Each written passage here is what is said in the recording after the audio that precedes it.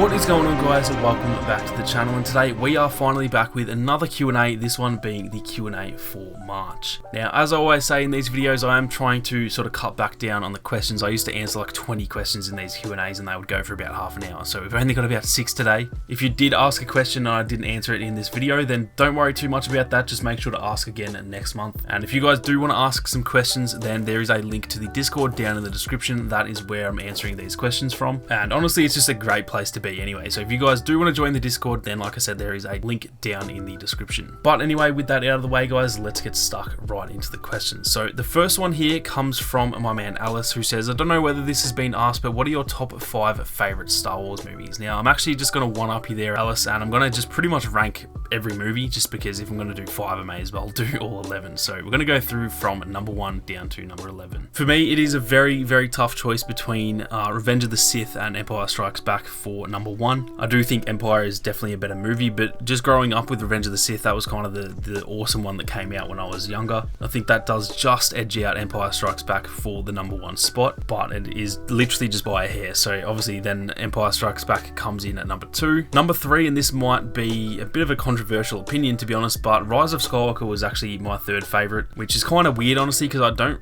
really like the sequel trilogy all that much. I don't dislike it, but of all the 3 trilogies, it's by far the worst for me. So it is kind of weird that this one is up there for me, but honestly I just loved it. I don't know what it was about it, but I really loved it, and I thought it was a really solid ending to the saga. Number 4 would be Rogue One. I really loved that movie, and honestly the Vader scene at the end kind of took that to a whole other level for me. The whole movie was really solid, I thought, but then yeah, that really just took it up a notch at the end there.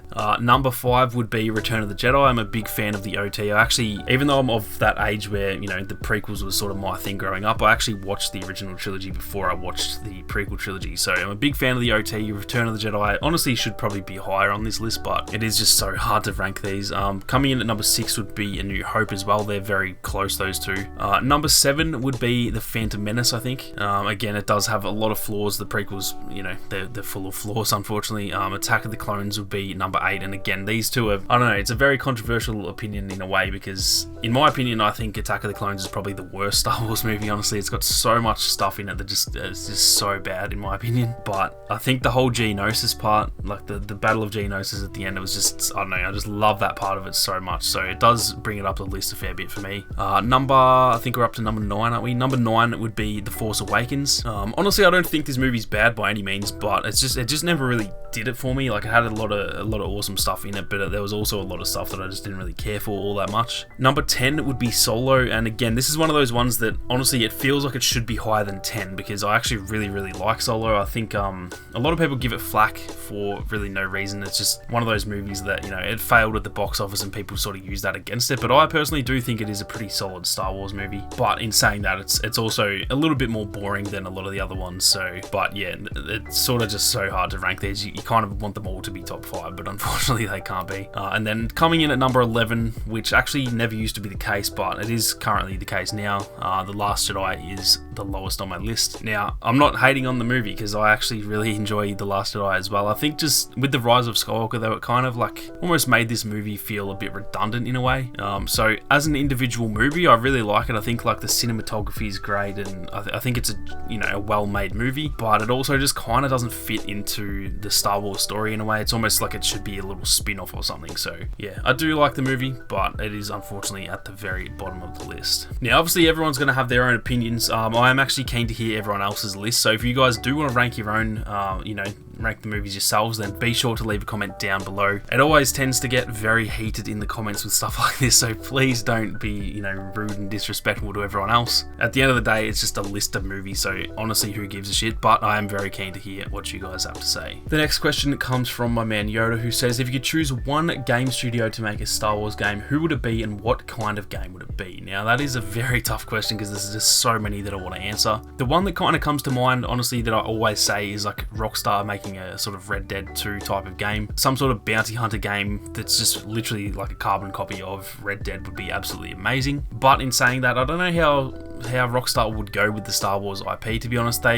All their games are very, very similar in terms of the gameplay, so I'm not actually 100% sure if I do want that or not. I would definitely not say no to it, but I don't know if it would be the top of my list. It's definitely the type of game that I want the most, but in terms of the actual studio, I think Naughty Dog. I think Naughty Dog is the company that I would love to make a game in the Star Wars universe. I'm a huge fan of The Last of Us, and so yeah, some sort of game similar to The Last of Us in a way, maybe even almost like a blaster version of like Fallen Order in a way, that sort of linear story, something like that would be pretty awesome to see. I think Naughty Dog are definitely one of the best dev companies out there. The next question comes from the Frosty Jedi, who says, what is the best way to improve your commentary? That is a very tough one. Honestly, it really just comes down to practice, I think. I've been doing this for like 3 years and I still think my commentary has a lot of work to be done as well. So honestly, I think it just really comes down to just like repetition and just, you know, constantly doing it over and over again. I do think that scripting is definitely a big part of it. I script pretty much all my videos. Videos like this is not scripted, this one, but anything that has like a lot of information that you want to give out there, I think it's definitely best to script those types of videos. My scripts are literally word for word, like I'll literally read the entire thing from start to finish.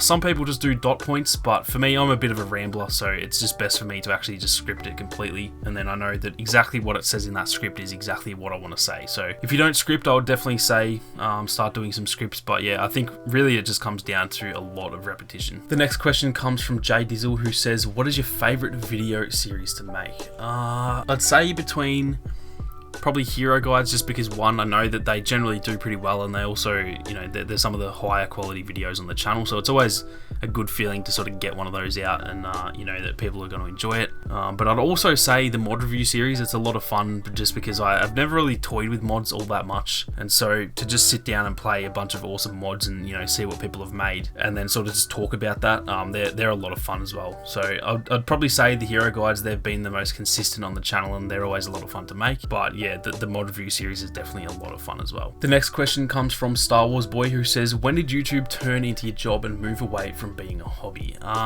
That's kind of hard to answer in a way, just because there was never really any like specific moment that it happened, if that makes sense. The weird thing for me is that like I've kind of always treated this like a job, even when, you know, I had like 10 subs. I was always working on a schedule. I was always pre-uploading videos and stuff like that. So I've kind of always treated it like a job, and it's always in a way felt like a job. Even when I was earning like $0, it's always felt like a job that I really enjoy. But I guess probably around like early to mid 2019 is when it really did become like a job. Like I started earning enough money to pay all the bills and that type of thing. I am actually a uni student, and at the time I was on sort of like a student allowance, so the government sort of pays you essentially to study, because they know that obviously it's going to be pretty hard for anyone to study and also pay the bills, because you can't really work a full-time job or anything like that. So the government does pay you a little bit. It's not very much, but they pay you enough to sort of pay the bills and stuff like that. And I would say, yeah, around like maybe like March, April, May of 2019 was when I sort of started earning more from YouTube than I was from the government. And then it actually, probably by like June or July, I was actually earning too much from YouTube to where they don't allow that. It's not, you know, that probably sounds like I was earning heaps. I wasn't earning that much at all, but I was earning too much for them to allow me to sort of keep earning that student allowance. So yeah, I'd say around the middle of 2019 was when it became like the actual main source of income, and that's when I obviously started treating it even more like a job. But yeah, it's kind of hard to answer, to be honest, just because I've kind of always treated it like a job in a way. Now, the last question for this one comes from my man Wavy, who says, I don't know if this question has been asked already, but if you could visit one country in Europe, what would it be?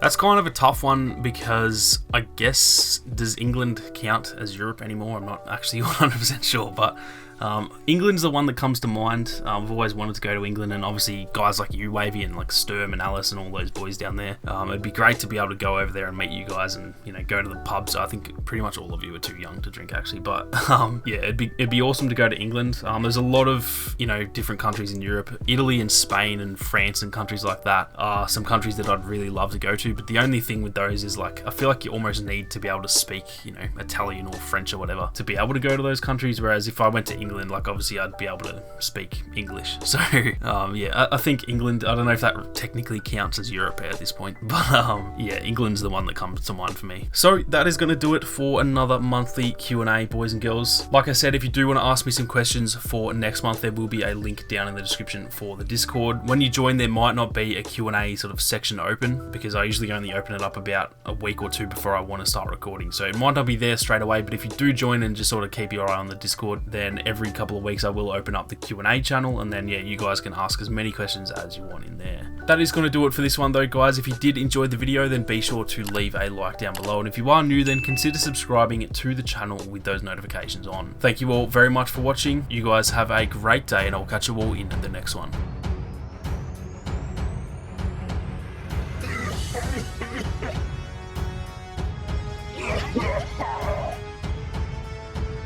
Crush them!